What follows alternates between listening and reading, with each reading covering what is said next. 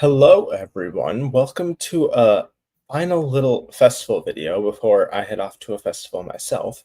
Um, Venice is still going on. I think this was its last like big film premiere day with Joker. They've still got, I think, a day or two left. So there are some films that will premiere that we won't be able to cover here. But for the most part, most of them have premiered, as well as Telluride happened over the weekend. Lots of films premiered there, and we got reviews and reactions for a bunch of films that we've been preparing and talking about, and some of them reviewed in a way we expected, some of them maybe not in the way we expected. So lots of predictions, changes, lots of things happening. So yeah, anything before we jump into all of these reactions? Yeah, I just think I feel like the festivals have revealed themselves in a very interesting way this year because we were going into the festivals and a lot of films without distribution. Some of those films then got resolved. And then, of course, we had a fair number of big budget. I mean, Warner Brothers put Beetlejuice, and Joker 2 into here. So we have a mix of large and small. So it was really interesting. And it's also interesting to parse through, okay, what does a Venice reaction mean compared to what an Academy or a Guild reaction will mean? What's the crossover? Yes. What are the tea leaves that can lead us there? So I'm really interested to get. It's going to be a fun discussion. It will definitely be fun. There's, as Chad is already mentioning, hello everyone. Is it Jokover? What is happening with Joker? Hello, hello. We'll talk about this as well. Yeah, yeah, and yes, Venice finishes on Friday, ceremony on Saturday. Well, I think because Chad seems very interested in it, I think that will be the first film that we talk about here with our Venice and Telluride film premieres. All of these movies getting reactions. Let's start with the one that happened this morning. Joker, Folie, Deux, right now it's sitting in a 53 on Metacritic. I believe the first film out of Venice debuted at a 90 or so on Metacritic, Oh, so really? Wow. a little bit below, I think, because Venice Mhm. was the highest on it, and then as more critics saw it, it continued to go Yeah. down. Obviously, Venice was high on it. It won the Golden Lion that year. Um, so yeah, I'm trying to get a range of opinions here on the reviews that I select. So the Wrap says what's most impressive about Joker 2 is the way Phillips willingly undercuts his own billion-dollar blockbuster. He's looking inward. Arthur is looking inward. Hopefully the audience will too, and question why they care so much about Arthur Fleck in the first place. And then Vanity Fair with a solid 30. Very little happens beyond those walls, reducing the film to cramped psychodrama. It's startlingly dull, a pointless procedural that seems like it hates its own audience. So, range of reactions here. It seems like the best part of the film, lots of people say Lady Gaga is very good in it. So I think that's good for her chances. But overall, I think this has, not to take a victory lap just a little bit, but I think this has gone down a little bit in some predictions. I think this is not going to Best Picture for sure. And I never had it in there, but I don't think it's a Best Picture contender in my opinion. I think it'll still get some techs, but right now it's looking like that'll probably be about it. What are you thinking? I know you had more faith in this film than I did. Do you think it might just be a critics thing? Well, I think we have to understand the difference between the Venice of 2019 and the Venice of today. Because the Venice of today is wearing with it, you can call it baggage, you can call it controversy. I'm just going to call it all of the discourse from the first film.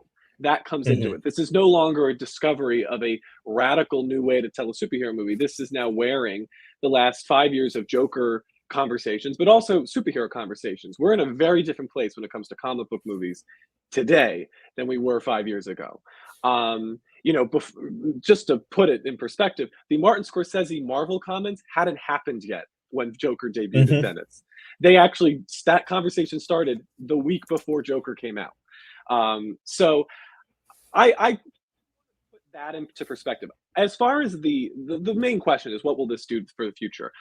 I don't think that the crafts get negated because of this. No. If the people get behind the movie from a cinematography level, from a score level, if there is an original song that surprisingly has yet to be, I haven't seen any discussion about the music itself other I than haven't what if it's a really either. musical.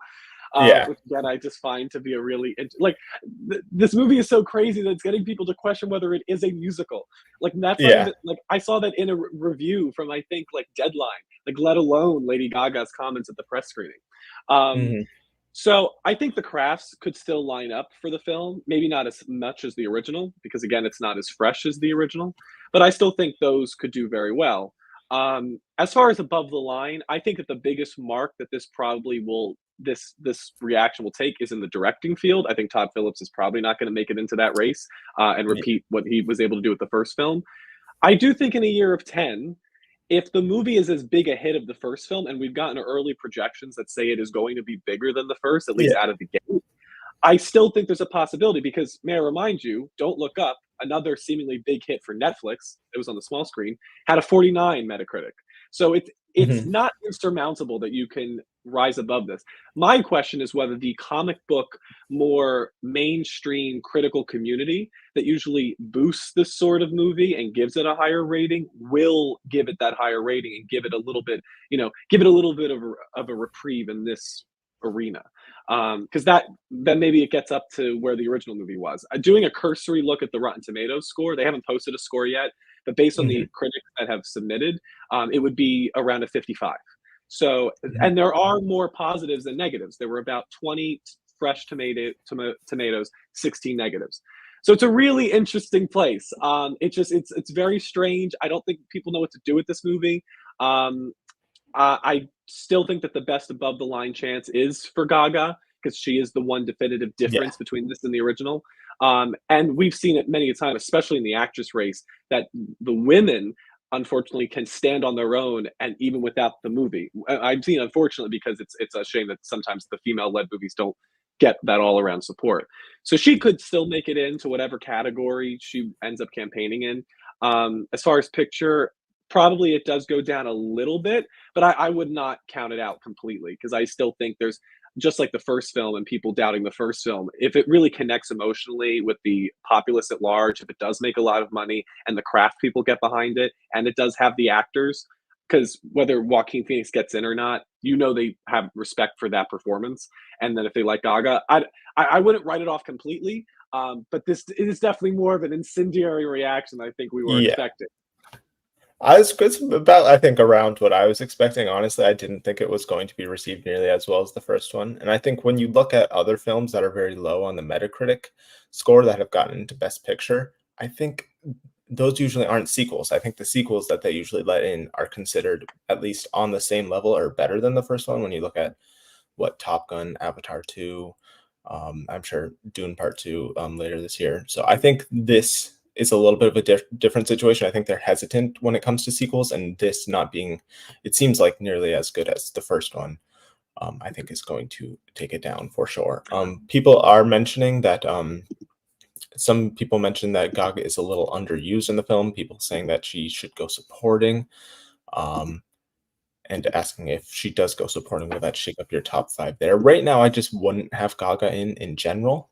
I have enough other contenders, even though actress and supporting actress, all of the acting categories are losing some contenders as we see and learn more about these films. But I would right now, I'm keeping it at just a tech thing right now. But if it gets when it gets seen by more people, obviously when we see the film and we see her performance, that could change. But right now, I'm just keeping it at text. So I do want to bring up Don't Look Up again, though, because the more I think about it, I think why I'm sensing a common thread between those films is because Don't Look Up was a major point of conversation and it was very polarizing, but it got people to actually watch the movie.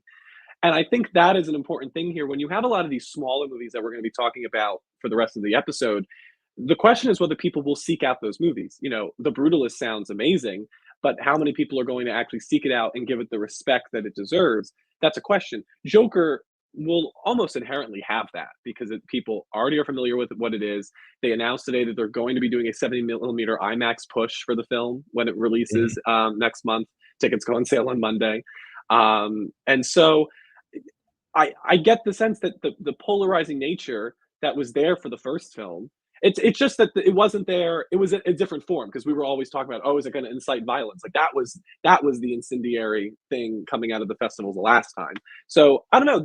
Yes, it's controversial, and yes, it might be worse than the original, but it's still, I don't know. This still seems like Joker's complicated. That's what we always knew.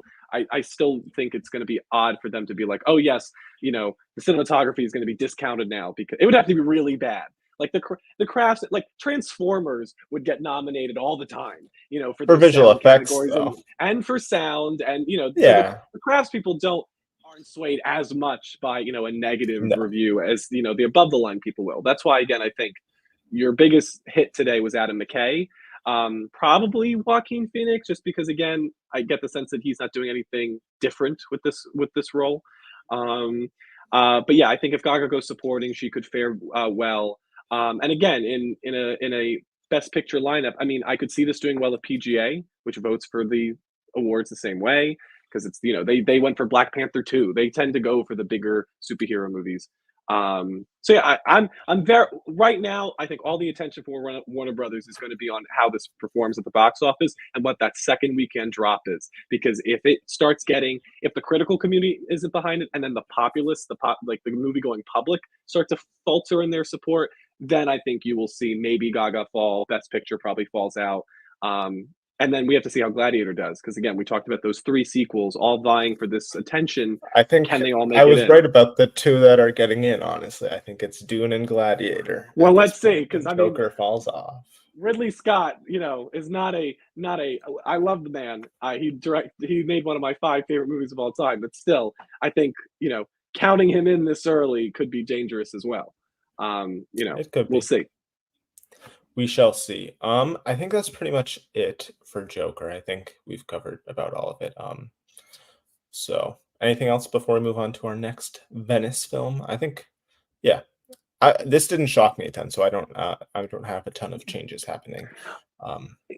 Yeah, I guess it wasn't surprising, but it was shocking to see how far afield. Like, I thought, like, in the 5 years that we had gotten a grasp of like what people think of the first movie, and Mhm. that's frankly, again, this is what I've always found exciting about the potential of this one, is that it's like nobody's on the same foot. We're questioning what a musical is. Yeah. It's so, to me, this is exciting, and this is why I love these sort of discussions, because like people can come out of. I remember my family coming out of Black Swan. I was 8 years old. I was too young to see it. I saw Yogi Bear with my grandmother. Okay. But they all came back, and they were like, all of them had seen a different movie, and it was so funny seeing how they reacted when they came back to our grandmother's house. So this is the type of stuff I live for. This is what I really enjoy about these sort of movies.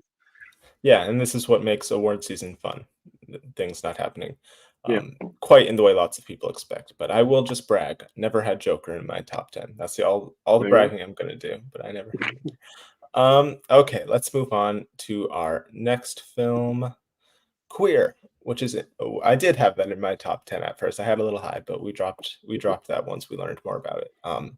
But yeah, sitting at a 73 on Metacritic, Queer feels unsettled and inconsistent, but never anything less than fascinating to watch unfold. And then the stylistic choices Guadagnino makes throughout Queer are invariably more engaging than the central story itself, no matter what the filmmaker tries to unsuccessfully will it into.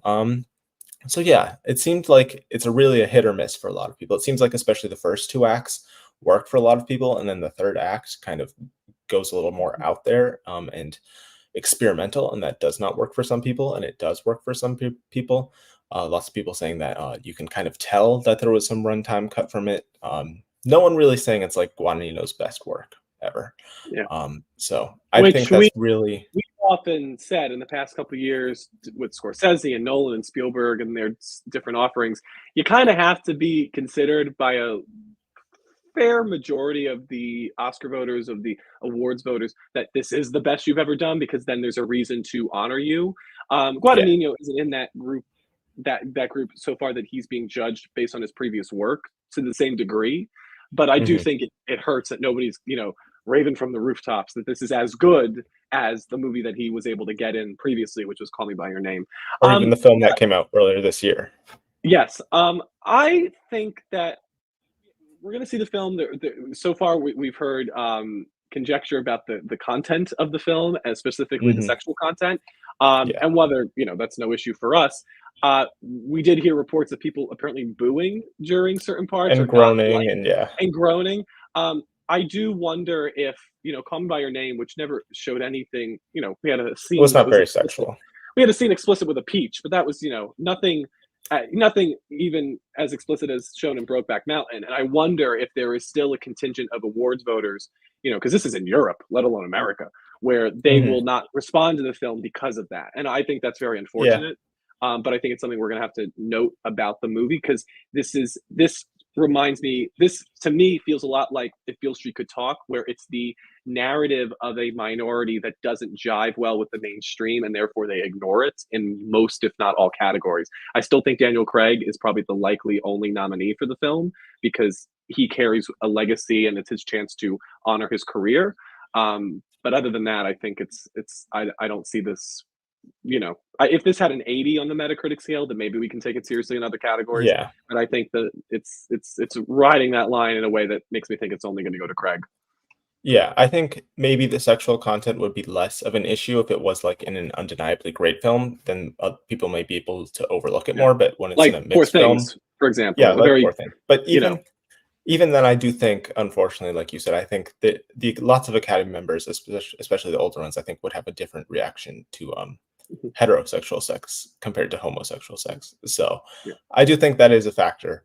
But I agree with you. I think it's really just a Daniel Craig vehicle. And even then, I agree with Nathan. A24, their main push this year is going to be Sing Sing. And I would guess, therefore, Mhm. Coleman will probably be their main push in Best Actor Which this I've year. seen now. I can Oh, finally you've say seen I've it. seen. Yes, I caught up with a couple. I caught up with that, Dee Dee and Strange Darling. Thank you to Oh, I Utaka need for to see telling us that. to go Yeah. see it. All three great films. So Yeah. yeah, I do think it'll be interesting if A24, because I wonder. I'm sure it's happened before where they've had two contenders that Just are last year they did. competing against. Which were the two again? I'm trying to Oh, think. well, they had Past Not, Lives and Zone of Interest, but but they weren't in the same category. Yeah. yeah, like I feel like when you have two actors specifically, because Hmm. there's a lot of emotion tied into those races in particular. Yeah. So it'll be interesting. It will be it for sure. But yeah, I think it's kind of what we said a few weeks ago. It's really just a Daniel Craig vehicle. Pretty much Mhm, nothing else. Yeah, mhm. actor, bus. We'll talk about the awards in a second. I think it will not win the Golden Lion. I think we have a pretty good idea of what will. But Craig could win the Volpe Cup for actor. The Whale was A24, right? So that meant Hung Yeah, Chow and Jamie Lee Curtis and Stephanie Hsu and were Stephanie all Hsu. competing. So that shows that A24 is good at like That supporting came their down films. to 'Cause, personal yeah, campaigning, I think, though, that between too. those three. Jamie But I think was out there. getting both of the Everything Everywhere ladies as well as Hong Chen, like that showed like a real ability to Hmm. support multiple people. So okay, For Daniel sure. Craig, if Coleman Domingo is their front runner, Daniel Craig can still get into the category. Okay. Oh yeah, I mean, multiple studios have done it. But Netflix gets multiple contenders Yeah. into acting categories every But year. Netflix, They're a to different me, beast for acting. A24 seems more focused on the win. Netflix always seems more focused on Yeah, the nomination. They want to be the most yeah, nominated studio. Maybe they want to be the most winning they studio, but want to be, but they never are. they don't have the strategies in order to do that. I still think the No. major issue is that there is an emotional affect to seeing these works on the big screen that Netflix just Hmm. can't compete with. Yeah, for sure. Agreed. Yeah, I think that's pretty much it for queer. Mhm. I think Craig still gets in, but I've always seen queer performing like The Whale, where lead actor is the main push. Yeah, I don't think I think even worse than The Whale, honestly. I think probably just Craig. Not enough Remember, notices for Starkey either. It seems like he's kind of just there yeah, for a lot of the film. So yeah. I mean, remember with the whale, we think that was a lone Fraser push, but I mean, it got what Hong makeup. Chow. It got Hong Chow there was another nomination for Hong Chow, but it won two Hmm. Academy Awards that night for Yeah, makeup, hairstyling, and for Best Actor. It overperformed at BAFTA, and it got on the PGA list, if I'm remembering this all correctly. it did. I believe Yeah, the two because of the surprises on box the office. PGA list was The Whale and Black Panther, Hmm. Wakanda Forever. So like that had a better showing than I think we remember it to have, just because it didn't make the Best Picture 10. Hmm. Queer would be lucky to have the sort of relevance and resonance within the awards body that Queer Yeah, had, that the Whale yeah, had. yeah. I agree. Let's see. What do we got next? The Room Next Door. Another little bit of a kind of disappointing debut at 70 on Metacritic. Middling. a little divisive, it seems. Like some people like it. Daily Beast says this is not the film you may have expected, but this is a film you can cherish. Its characters bursting with life, its music playful, its visuals astonishing, its plot inviting, and its heart is open. All you have to do is listen. Screen Rant says the Spanish director's fingerprint is there undoubtedly, but the movie feels strangely incomplete, as if made with one hand tied behind his back. People do mention that the screenplay and the dialogue is a little like tilted and not quite there. People say it might be like the difference of writing in different languages, since this is his first English film. But yeah, it seems like it works for some people and it doesn't work for other people, but it doesn't seem like, as you can see by the reviews, Ain't that the it's not. understatement to every single movie that Yeah, gets debuted? yeah. Works for some, doesn't work for others. It doesn't work for others, but it seems like it's not strong in either direction. It's like there's no one hating it, but there's no one like raving about it. So I think you kind of do need passion to be an awards contender. So I kind of just think this is maybe, it seems like Swinton got more notices acting wise than Julianne Moore did. So maybe she can sneak into supporting actress because that's an openish field. But other than that, I didn't see a ton of mentions for Alberto Iglesias' score either. So maybe because he still did get in for Parallel Mothers, but I don't know. I have a feeling that this might just be a nothing. The score doesn't necessarily need to be isolated now as for contention. Like that's something if the movie is getting, like I think what happened with Parallel Mothers is that Penelope Cruz was getting attention, and then it brought attention to the score and to the movie overall. Yeah. So that can still happen if Swinton does well. Yeah, I think that it's. Yeah, I think this is the type of movie. Excuse me, if you can hear those dings. People are You're good. very excited about all texting you about the room next door happening today. Yes. Yeah. So this is a film that unfortunately is going to have less attention given to it. The actors would probably have to do the most work. And if the critics embrace it, then they can make this, a quality film a must see. But at this point, it's you want scores in the 80s. Scores in the 80s for Metacritic is what really gets a lot of good word of mouth going. And so far, none of these movies we've seen so far have gotten that. Yeah, for this kind of film, I think a 70 is not a great Metacritic. It did get, worth mentioning, it did get a 17-minute standing ovation, which I think of our timed ovations is the longest one thus far. So that's impressive, but these ovation run times don't usually mean a ton, honestly, in my opinion. I mean, it's kind of random. If you want to use that to support The Room Next Door, go at it. But a movie that only got 5 minutes shorter of standing ovation was Joker 2. So, and those could not be more far afield. That got a 12-minute standing ovation. Listen, I think the standing ovations really, they don't matter. It comes down to the talent that's there, honestly, I think, in my opinion. I think that's probably true. I think, again, I really think if you're putting stock in the standing ovations, I want to know who's the person who gets the stopwatch and goes, all right, movie's done and go. Like I saw like someone said 6.8 minute standing ovation for Baby Girl, and I'm like, that's a little bit specific there. We're getting down to like the second. So yeah, it's interesting for sure. Like, this isn't the Olympics. I think people they want the Olympics to keep going. It's like, no. Yeah. Nope, that's not quite it. Tilda is not lead. Tilda is, I think they're going to put, it's a co-lead situation, but I think they would push Tilda supporting because it's more from Julianne Moore's character's perspective. Yeah, I think that's pretty much, I think that's all really for The Room Next Door. Next up, we've got the big film of the Venice Film Festival thus far. We've got The Brutalist. Sitting on 89, which is a little lower than I may have expected, but who knows? It may go up. That's only based off 14 reviews. That's very good for a movie that didn't have distribution 2 weeks ago. That's very good. Yeah, and it has, I think, 4 or 5 100s, so that's amazing. But yeah, Playlist says it is hard to conceive of a director this young and early in his career to be able to deliver a film that comes out of the gates with the confidence and grandeur of a classic, and not a classic in the making, but one already made. Variety, not quite a 100, but still positive. One of the lower reviews there, I think. It's clear that Corbet made this movie because he wants it to mean something big. Whether it does, maybe in the eye of the beholder. The Brutalist lets you feel that you're seeing a man's life pass before you, and that may be meaningful enough. So yeah, this is getting raves. People comparing it to like There Will Be Blood, Godfather, a true epic people are using the M word, they're using the masterpiece word, which I think is a little overused, but it seems like people are using it maybe rightfully for this film. Yeah, I think this is huge for this. I think the main question right now is if it comes out this year. It's still no distributor. I will bring up once again that statistic that I looked at. I can't remember the last. I looked like the last 10 years. A film that didn't have a distributor by the fall film festival don't get into Best Picture. None of them have.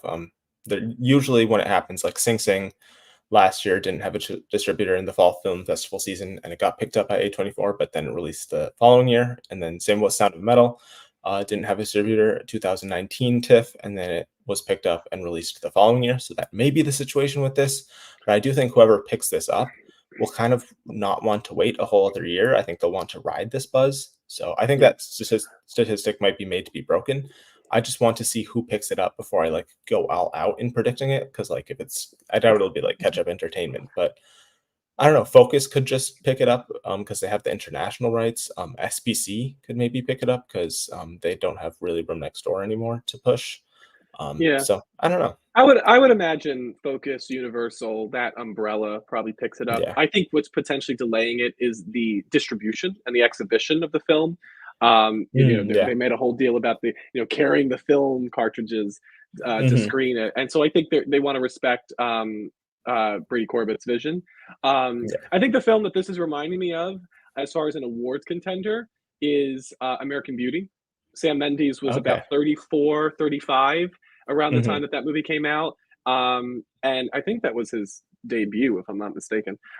This is not Brady Corbett's debut. He made the wonderful Vox Lux, if you haven't seen the film, with Natalie Portman, and Raffi Cassidy, who's in this film.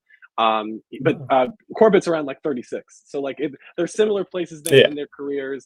And I think you could sense that sort of trajectory. People in our chat are saying that this could be a director contender. And I think that's a very open category. Yeah. Very open category. And I think, looking at Christopher Nolan, looking at, the Daniels, and then looking at Jane Campion, like we tend to do this back and forth between honoring a legacy and honoring a newcomer.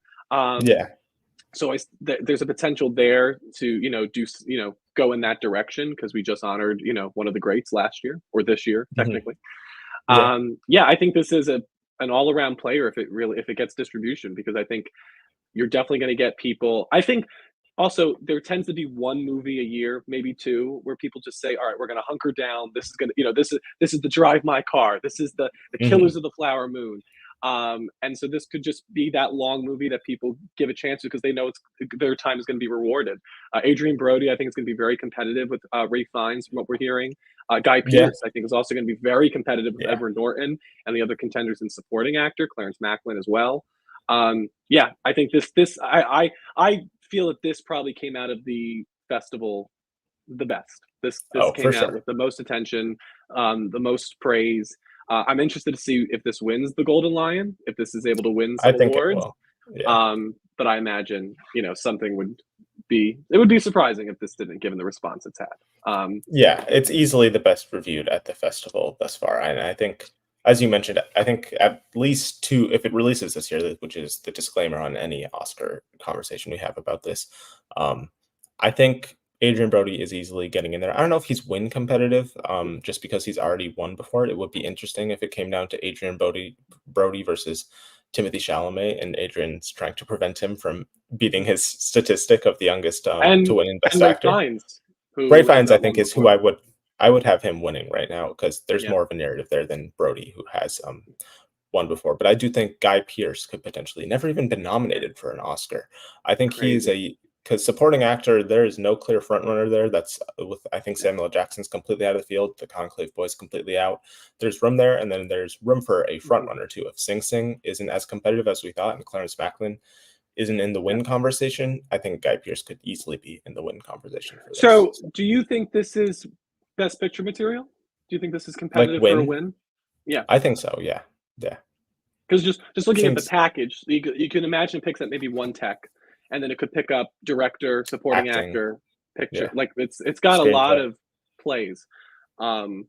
So I think this is, and I agree with Black Toad in our chat here.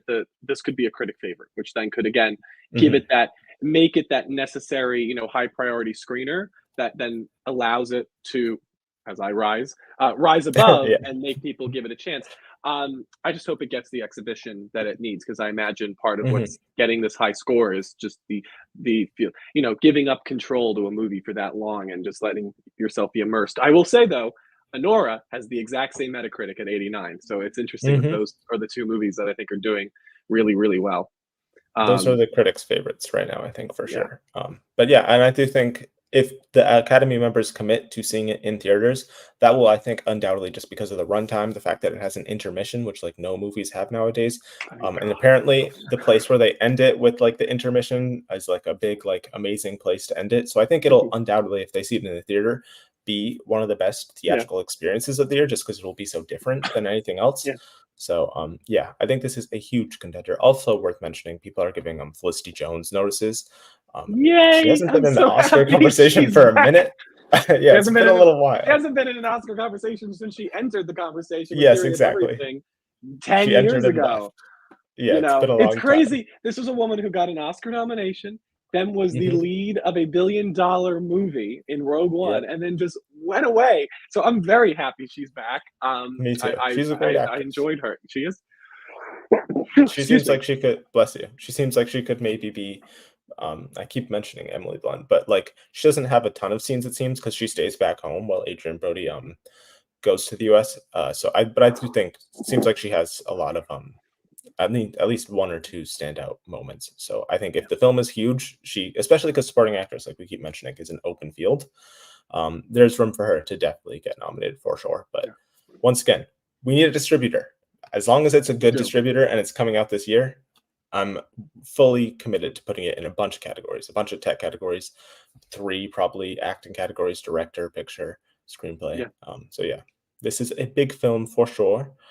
What else Venice films wise? Baby Girl, the second best reviewed film out of Venice, easily. So yeah, that's great for that. Yeah, sitting at an 81 on Metacritic. We've got different reviews. Without IndieWire says without Kidman in a fearless turn and Dickinson there to pivot her to the edge, Baby Girl wouldn't work as smashingly as it does. This is a sexy, darkly funny, and bold piece of work. Don't sleep on it. And the Daily Beast says Baby Girl is an exhilarating thriller that's piercingly funny. Its real radicalism comes in its bracingly honest approach to sex, power, and discovering what makes you tick. So yeah, this is the second best reviewed film of the festival. A little bit of a victory lap for us, even though Yes. I don't know. I don't think it'll be a picture contender like I thought it was, because I do think it might be a little too BDSM and a little too seems like it has some satirical and some more comedic moments. So I don't think it'll be a best picture thing. I think it could still be Kidman and screenplay potentially though. Kidman for Yeah. sure, because like best actress is there's so many contenders dropping like flies. I think Nicole Kidman giving what people are saying is one of her most brave, daring performances. It's A24's only push in lead actress. She's out there doing the campaigning. She just got the AFI Tribute Award. I feel pretty good about her, I honestly. think what we were thinking, um, like 2, 3 months ago, what we thought Nightbitch would be, that's what Baby Girl Oh is. God, yeah. And don't worry, we'll get to Nightbitch, We'll and we'll get to talk about that Nightbitch. trailer Yeah, today. yeah, I think we'll end on that. probably. But Yeah, yeah, I think what this bodes well for is Nicole Kidman, because it means that yeah. the movie can be taken seriously enough to consider her. Whether that means it goes all the way to a win, we'll have to see. We have to see the Hmm. competition. But yes, I There's think no front runner. Yeah. this bodes very well for the film. For Helena Rain, the director, I'm very happy for her. Yeah. And your Harris Dickinson thing might not be too far fetched now, because of if they really see him as an equal to Kidman, and that he's responsible for this movie's success in the same way, and Hmm. supporting actor is a little barren now, maybe he That's does get true. in. You That's know? true. I just don't want to completely go for it that much right now. I see the film at TIFF, so I will be able to. I mean, he's good in every film that I've seen him in. So is Nicole Kidman. Yeah. So I'm sure they'll Even both the give great King's Man. I performances. was like, how are you making the King's Man Yeah, watchable, Harris Dickinson? But you and Ray Fiennes, yeah, you're trying your best. they And Lisa managed. They're Khan. both in the Yeah. Oscar conversation this year. Yeah. Yeah. So yeah, I feel pretty good about Kidman, and then we'll see how much develops after that. Kidman is my six. Pamela Anderson could easily happen. There's definitely a narrative there, I think, when it debuts at TIFF, and hopefully I'll be able to see that. And we learn about her performance that could definitely happen. Same with Marianne Baptiste also at TIFF. That could. I'm just I'm still I still have to be convinced that Pamela Anderson isn't going to be Jennifer Lopez in Hustlers. I still think there's going to be people that just don't take her Yeah. seriously, and they'll go for Nicole Kidman because she's part of the club. Mm-hmm. Yeah, she's definitely much more in the club, which is what they tend to go for more so than people not in the club. I don't think Here really has any chances, to be honest. If I were to say. Yeah, I was looking at that comment. I was like, is there another movie other than Here that we should be No, considering? Because it's not Here, right? just Here. Yeah. The Oscar chances are not here in the room. Yeah. So yeah, who knows? Maybe it gets amazing reviews, but I don't know. I'm not putting faith in that until it gets amazing reviews. So we'll see. Next up, Maria. This is an interesting one. Very divisive, as you can tell by the amount of yellow and the amount of green on that Metacritic at 62. Pretty Telegraphs is, yeah, it's very even. I'm surprised it's even 62. But Jolie is given ample space to dazzle, but less to surprise. Dazzle she does, though, with a fine understanding of just how camp she can go without proceedings becoming too operatic for their own good. The Times says this is a film fed by and consistently cutting to the opera that defined its subject, yet there is not a single moment that is emotionally operatic. It is willfully, warily flat, which is what I've seen a lot of people say, that it's kind of just a little flat, a little like nothing too crazy, a little boring even. It seems like it's most people's least favorite of the three Pablo Larraín films. It's easily got, speaking of Joker. Even these sort of spiritual trilogies, the third chapter is always the hardest to nail. Maxine earlier this year. Yeah, Jackie was in the 80s on Metacritic. Spencer was at 76. So this Spencer is also they both debuted at Venice, kind of like the first Joker in the 90s. We had that picture of him, posing with his wonderful co-stars. So this is definitely a step down. I think that this is very similar to Queer, where they're going to put all their attention into Best Actress and try to get Angelina Jolie in. Maybe costumes, like Jackie was able to get into costumes, I believe. Maybe. But I get the sense that, again, the avenues for this movie are shrinking, and it's definitely not an all-around player, definitely not a picture player. It seems to be Angelina Jolie or bust. And I imagine she will still do well, because I think that she, nobody is saying that. I think that nobody's saying that she is not great in the film. Everyone's saying she's the best part of it. Yeah, so I think she will still do well. And she's established. I think that helps her when compared to, like, in that time when we were worried about Kristen Stewart. That's because, we hadn't yet had a chance to anoint her into this conversation. She's an Oscar winner, Angelina Jolie. So I think she will be fine. But never count out the fact that if there are movies that are better regarded and those women are going along for the ride, maybe she is that number 6. We'll see. Yeah. I don't, like, for instance, I find this will probably be the hardest place for this to hit before the Oscars will be SAG. But even then, the fact that it's on Netflix, I think, greatly helps it. Netflix, especially at SAG, they usually get nominations at SAG that don't even carry over at the Oscars. So I think its visibility will help it, but also I think its visibility may also hurt it a little bit, because I think if Spencer and Jackie were seen by more people and were on Netflix, they might have gotten even more divisive reviews, honestly. But I think both of us, to answer some questions from the chat as well, I think we have both pivoted to Mikey Madison as our front runner in this category. Yes, we do not have Jolie. So, because I honestly think Angelina Jolie and Nicole Kidman might be knocking each other out. It'll be interesting if they both get in. But right now, I think they're in the same position, but Mikey Madison seems to be ahead, because there just seems to be a lot of love for that film. And this is what you want when you're you look at Cillian Murphy, you look at Emma Stone. These are movies that were beloved, top of the line, Best Picture contenders. And the reason why they were beloved, the core reason for many people, were those performances. That's what you want, and that's what I think Mikey Madison has. And she's in the strongest film. None of these other films, besides maybe Emilia Perez, which seemed to be Sofia Gascon, might be her biggest competitor right now. Those are easily the two biggest, strongest films of Best Picture, which is often a huge boost for you, unless you're sweeping, which I don't see any out of any. We could have seen Angelina Jolie maybe be a sweeper, so she could then overcome not being in a picture level film. But I don't see any of these people being sweepers right now. So I think being in the strongest film will help. I want to note Awards Gambit's comment about the potential parallel to Renee Zellweger. I think something to note about that race. Well, she swept.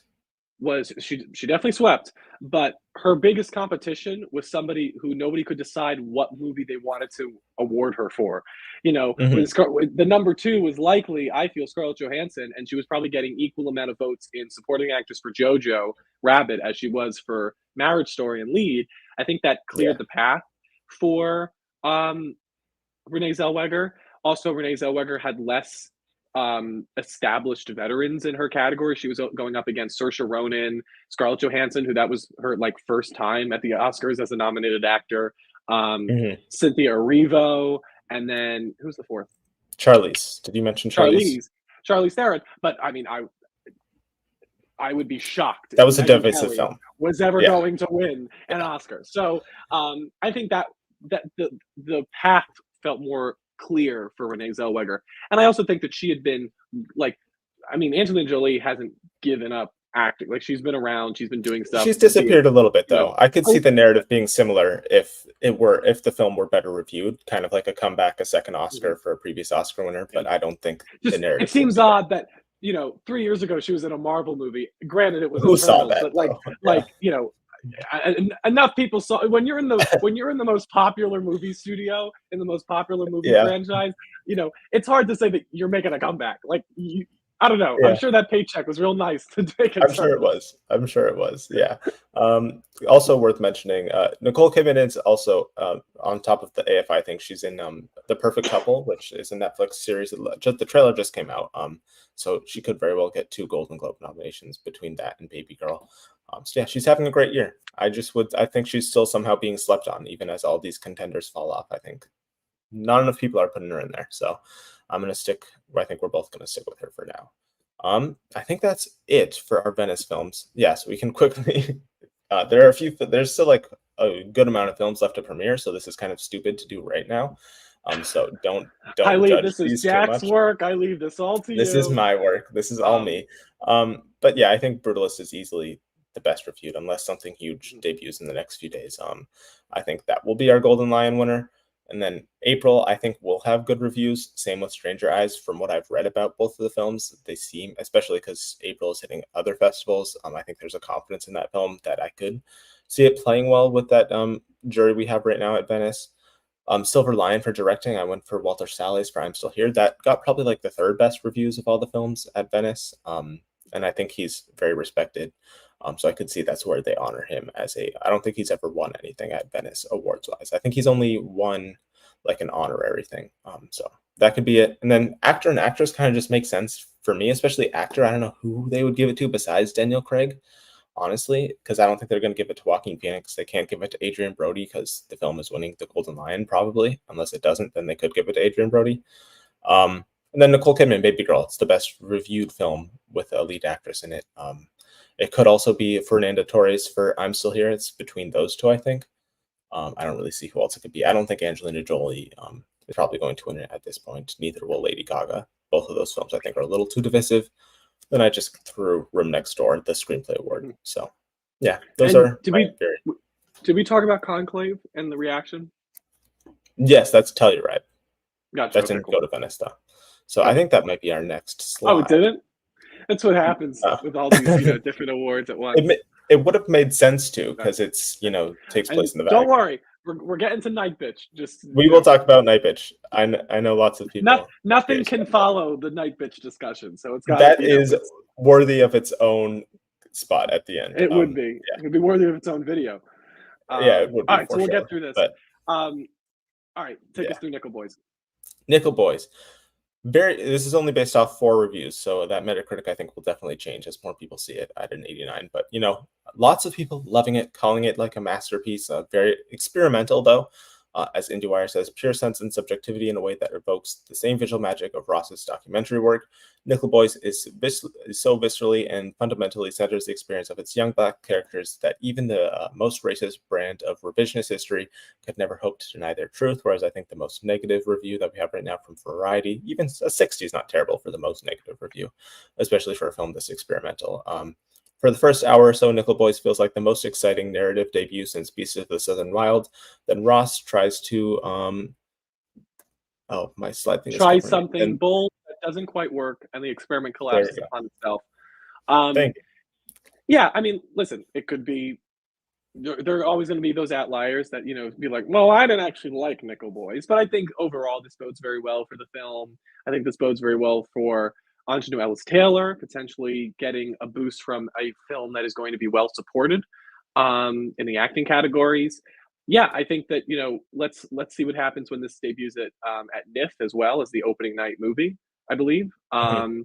Yeah. And then I think we could see it rise even farther than it is right now. Yeah, yeah, I do think the fact that it is so experimental and it's all interestingly shot from like a first person point of view, kind of like a video game. So it's definitely experimental and not like anything we've really quite seen before. So I do think it might not be best picture like win competitive like I thought it was. Who knows? It maybe still could be. But I don't know. I think the critics would really have to go for it, and I think that they probably will. But I could see a world potentially where if the critics don't go for this, that it kind of just falls off a little bit. But right now the reviews are so strong, and I think this will be MGM Amazon's main push.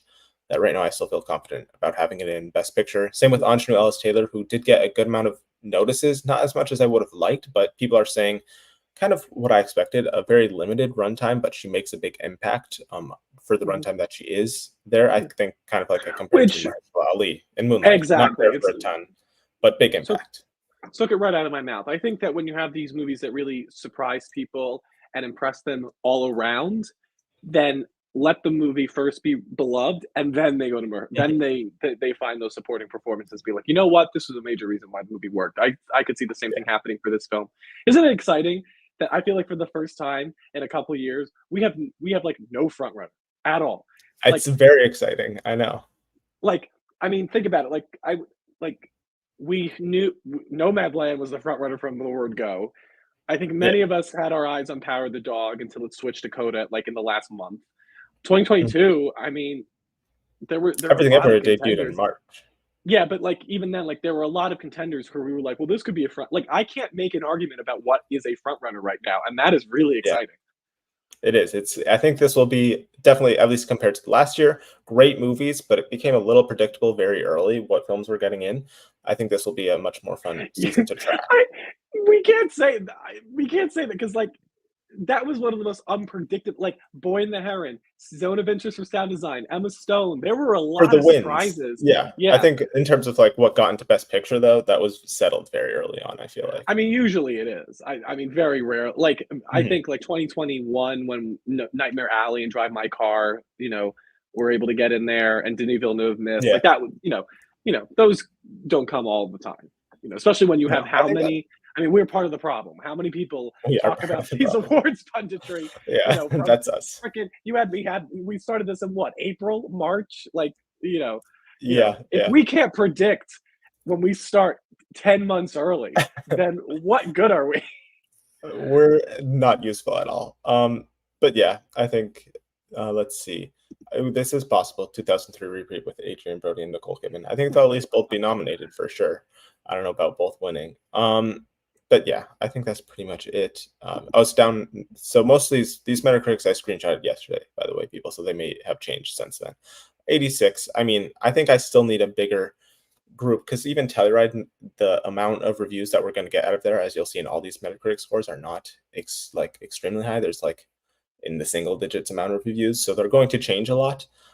It could be as Zach says in All of Us Strangers, but I agree in terms of it being MGM's main push. I think that will help it.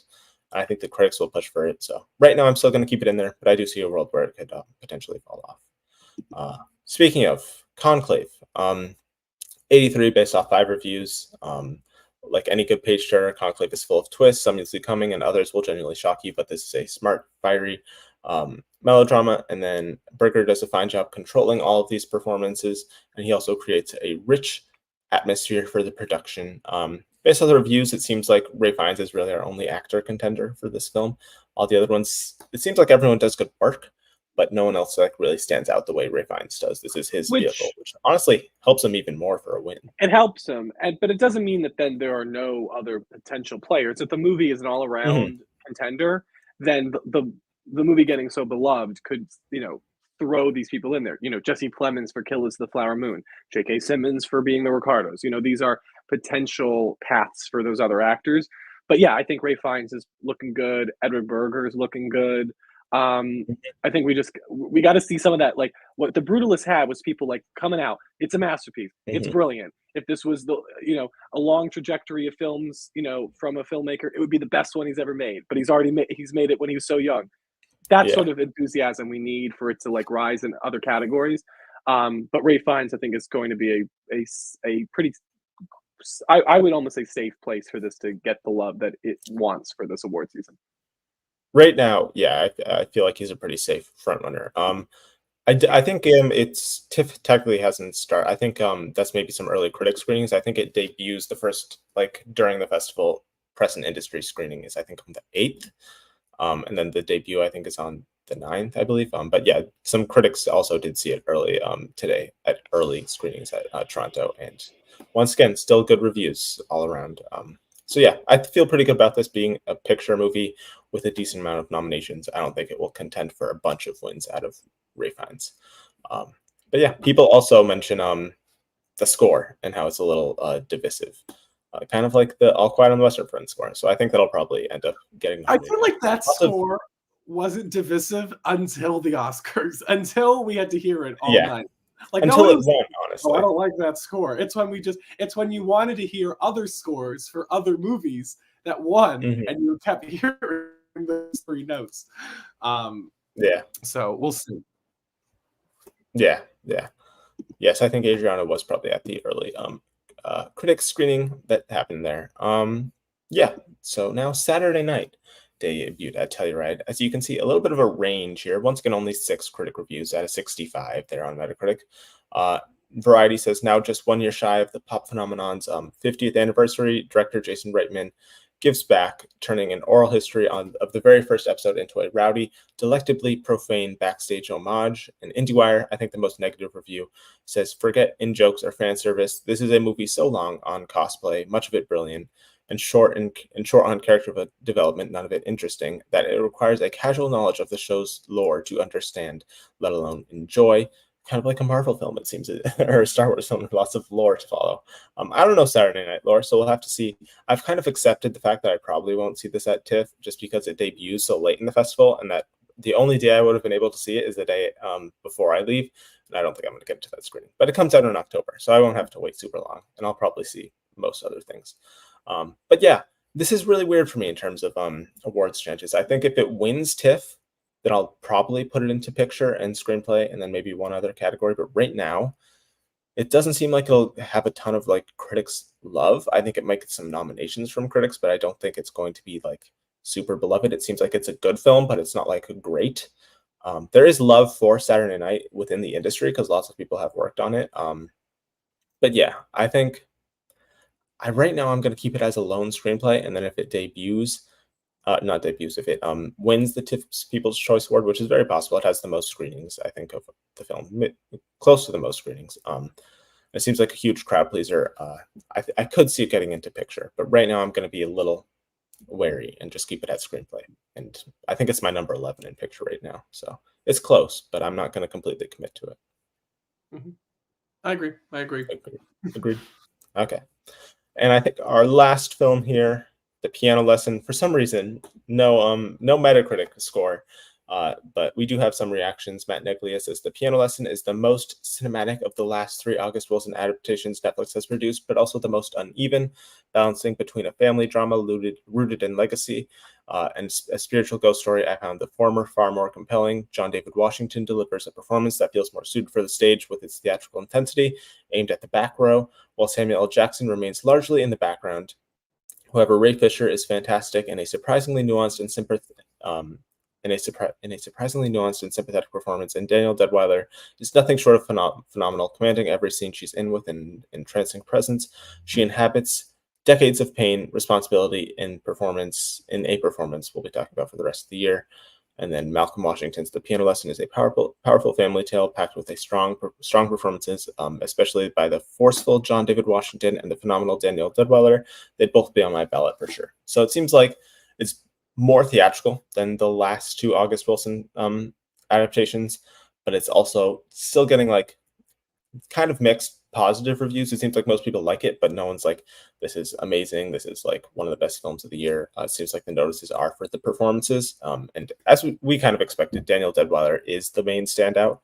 And it seems like otherwise, honestly, Ray Fisher and Corey Hawkins, it seemed like more so than Samuel L. Jackson, got most of the other standouts, as well as John David. But it seems like people are iffy. Like some people love his performance, and as seen here, some people think it's a little too playing for the back of the stage, which is something. That's a big transition. I think actors who do the performance on stage and then have to take it to film I think that's a hard transition for some actors, because I think, it's very different when the camera's right on your face versus you're playing for people 100 feet away. So I think that may have been a bit of an issue for him. But overall, I think this is kind of what we thought it was. It's an acting contender. I don't think it maybe get SAG ensemble, but I don't think this will be a picture player.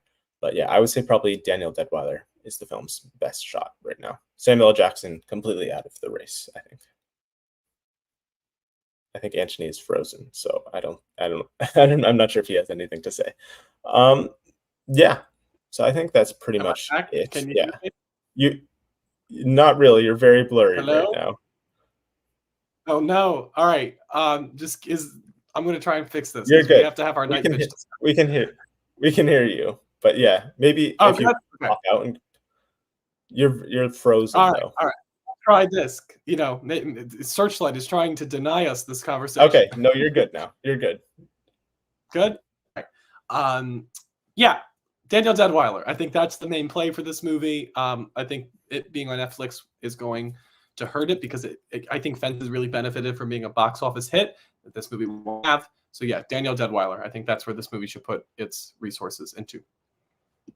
Yes, I agree, and I think that's probably the main thing that it will get. And then I think that's it for that is it for all of our fall film festival things.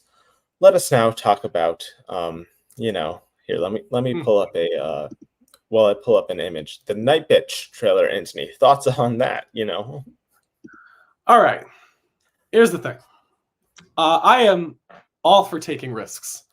I think that I've really respected Marielle Heller, both as an actor and as a writer-director. I loved Can You Ever Forgive Me? It was in my top 10 of that year. I really enjoyed A Beautiful Day in the Neighborhood, and I thought that was a very different direction to take that story, and I admired her for it. So I am all willing to be proven, to stand here and be like, wow, you took a risk, and I applaud you for it, and it worked. I'm also aware the trailers don't mean everything, and they could be selling a movie one way. That is not what the movie actually is, because the movie is so strange. How do you market it? There are constant movies.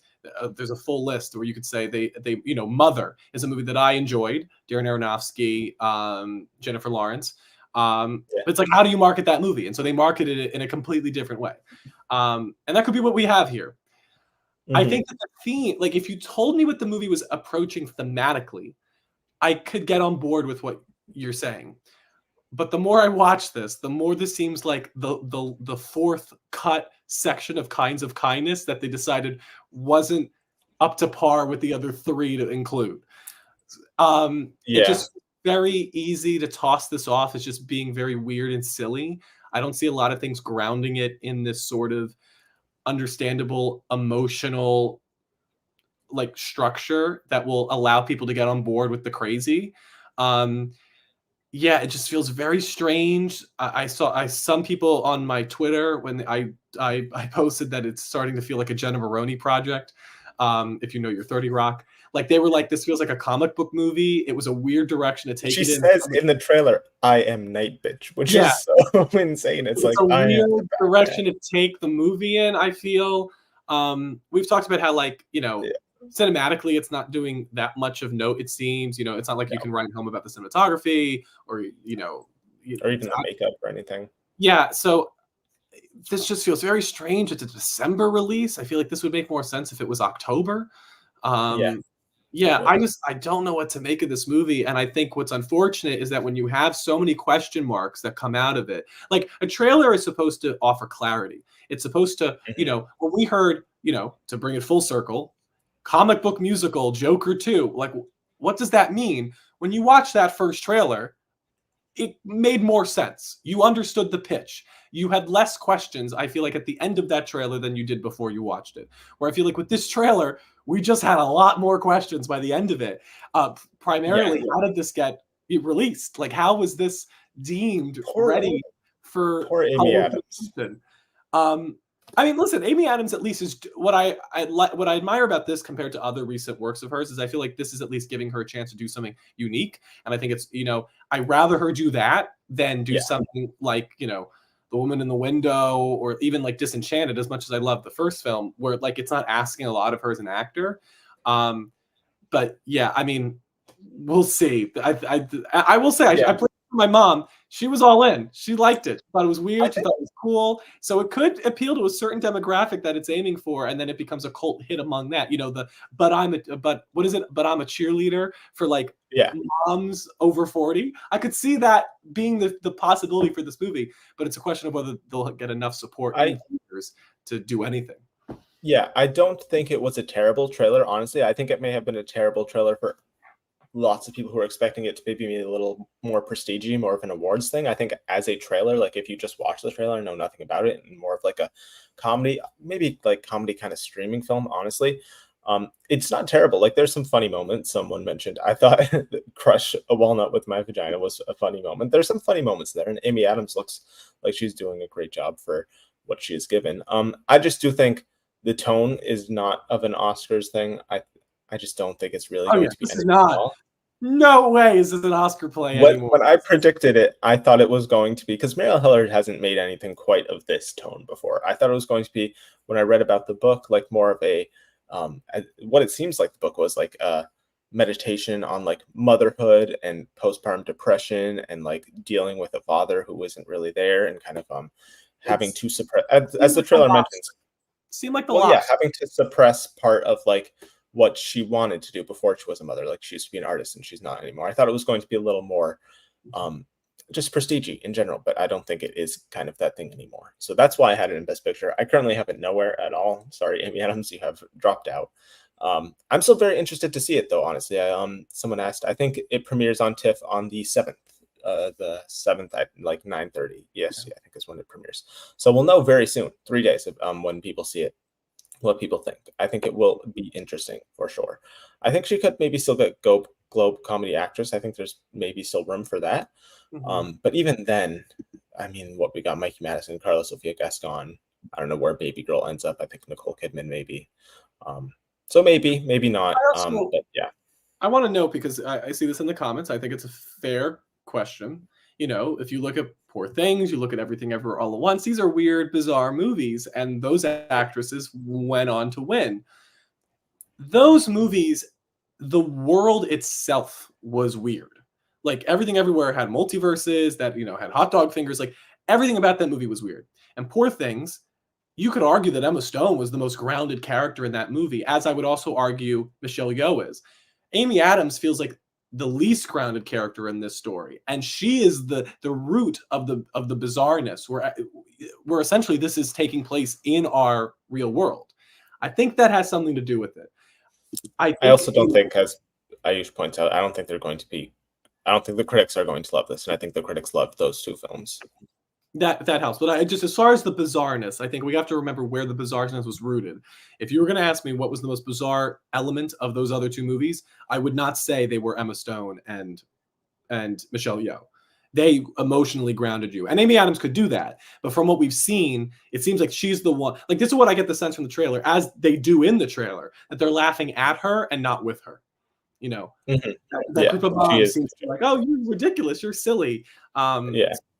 I don't know. It was not the even we were preparing ourselves. That still was not the trailer we were expecting. Yeah, not at all. But honestly, I'm so excited to see it, just in a different way. I'm excited to see what is going on in this film, for sure. So I'll definitely have a review for it when I see it. I don't know what day I'm going to end up seeing it. But yeah, that'll be interesting. I think that's one of the most anticipated things still at TIFF. It's only one of the only world premieres that they have remaining at TIFF. Yeah, I think that's pretty much all we have to say about Nightbitch. I think you could hear the day the trailer dropped, Amy Adams and Nightbitch in general dropping from everyone's predictions. So yeah. I think when that there are is more common threads to be made between these Spider-Man-less Spider-Man movies from Sony than Poor Things and Everything Everywhere, God. you have a problem. Because I feel like I still can't believe she said, "I am Nightbitch." You put Nightbitch next to Madam Web in Blockbuster, mwah, you got a double feature. Yep, you do. Yeah, and Cheyenne mentions, I would hope we have a little diversity in Best Act. Yeah, it doesn't seem. I think Carla will probably be the most diversity in Best Actress this year, or Marion Baptiste, or Zendaya. But all the other categories are very diverse in terms of people who could potentially get nominated. So I do think Best Actress will probably be the least diverse, but I think it'll be a diverse year overall. But yeah, I think that is pretty much it for our discussion here. Anything else? So I think we've covered pretty much about everything. I think we're good. As the jacket can tell you, maybe I am off to see what I assume will be a production design and makeup contender in Beetlejuice. Beetlejuice. Very excited. So I mean, I think we're getting to the point now where we might be able to do some more reviews for you guys. We're starting to see some of these contenders. I can't wait for our Joker review. That's gonna be a lot of fun. That will be fun for sure. I'm gonna try and get the IMAX 70mm experience. So I will see it at Scott Phillips. So yes, but it's really exciting. We get to talk about the movies that people have actually seen, which makes our job a lot easier. It does. It does. It's a little fun when we don't know anything, but it is easier when we've seen a lot of the films. And I am going to TIFF. I leave tomorrow, so I'm staying for a decent. I'm seeing most of the big debuts and films there. So you'll have reviews and thoughts on all of those films. I'm not going to NIF. That's a little too much money to go to TIFF and NIF. $400 to see 6 movies. 6 movies that you will see within the next 2 months. So. Yeah, not quite worth it. But yeah, you'll get plenty of thoughts on what. If you want to get my immediate thoughts on anything that I see at TIFF, I would suggest following either my Twitter or Letterboxd if you're not already. Which I think is Oscar Film FC. So that is where you'll get the immediate reactions, and then I don't know. I'll probably film maybe 1 or 2 reviews while I'm there, and then save the rest for when I am back. But yes, lots of fun stuff upcoming. We did not talk about the end. Got pretty disappointing mixed reviews. Most of the films we didn't talk about, I don't think, are going to materialize into anything. We talked about Wolves or any of these other films. But yeah, Wolves. That's big. Yeah, I think. Yeah, that's. I think that's pretty much it. So. Thank you all for watching. Comment your thoughts on all of these reviews that we received today and how that has changed your Oscar predictions. Who do you have in Best Actress right now after that Nightbitch trailer? And yeah, like the video, subscribe so you can stay tuned for all of the upcoming TIFF coverage and our thoughts on all of those films. I'm sure we'll do reviews once Anthony has seen all of them as well. So yeah, thank you all for watching, and we'll see you in the next video. Goodbye. Bye, everyone.